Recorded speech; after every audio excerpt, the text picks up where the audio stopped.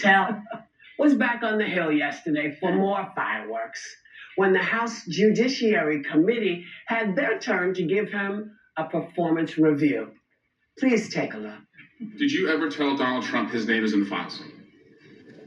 I have never spoken to President Trump about the Epstein files. The question is simple. Who did you tell the Attorney General that Donald Trump's name is in the Epstein files? Yes or no? Why don't you try spelling it out? Yes or no? Use the alphabet. Yes or no? No? A, B, C, Director, D, E, F? it sounds like you don't want to tell us. Did you tell the Attorney General that Donald Trump's name is in the Epstein files? The question has been asked and answered. You've not answered it, and we will take your evasiveness as a consciousness of guilt. Dylan Roof, who followed white supremacist propaganda, murdered 9 black parishioners in Charleston in 2015. Do you deny this? I'm sorry. Dylan Roof? Roof, can you give me some more information? You're head of the FBI, you probably know this. If you don't know, that's fine. You can give me a reminder. I've got a lot in front of me. It was national news. Will you be opening up an investigation into the Epstein estate for putting out a fake document with the president's signature linking him to the world's largest pedophile ring? Will you be opening that investigation into that? On what basis? On what basis? They literally put out a fake document, according to the president, with a fake signature. It's a forgery of the president of the United States signature. That's the basis. Sure, I'll do it.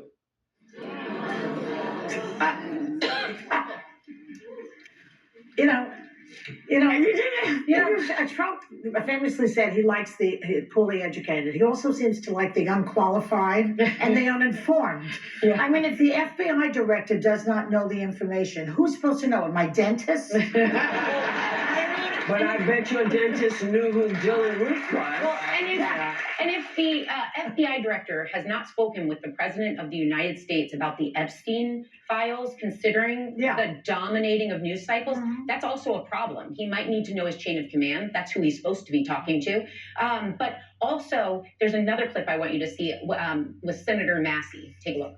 According to victims who cooperated with the FBI in that investigation, these documents in FBI possession, your possession, detail at least 20 men, 1 Hollywood producer worth a few $100 million, 1 royal prince, 1 high-profile individual in the music industry, 1 very prominent banker, 1 high-profile government official, 1 high-profile former politician, 1 owner of a car company in Italy, 1 rock star, 1 magician, at least 6 billionaires, including a billionaire from Canada.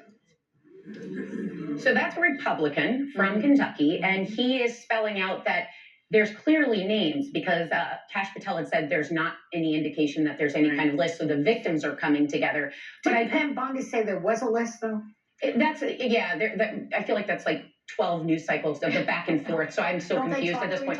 Yeah, but just most recently he had said there's no list, and this is from the victims. The victims are saying that, and he's being questioned by a Republican senator. But the other thing I would say is that Brad Edwards, a lawyer that represented the majority of the Epstein victims out of Florida, he's worked on this case for 20 plus years and is arguably, outside of law enforcement, the person who's seen and knows the most about these files.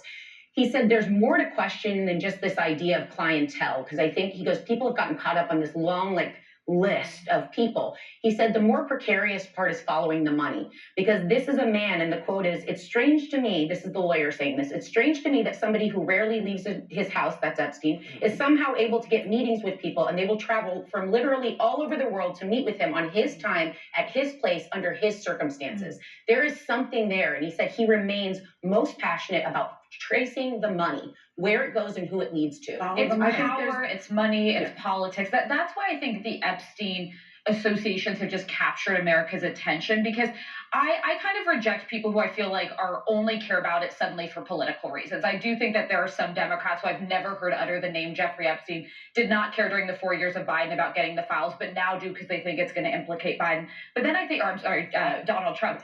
I do think that there are some people who are honest brokers in this. Thomas Massey and Ro Khanna, a Democrat and a Republican, who actually are talking to the victims. They are actually trying to get information that's in the public domain, get more than we've been able to see, because they want to get to the bottom. Don't they have a bill on the floor that they're only one vote short of? And it's a discharge petition right? that basically, if passed, would force DOJ to turn over documents. The one cold water I'd pour on that is it has to pass the Senate and then has to be signed by Donald Trump. So if DOJ hasn't wanted to, they're not going to.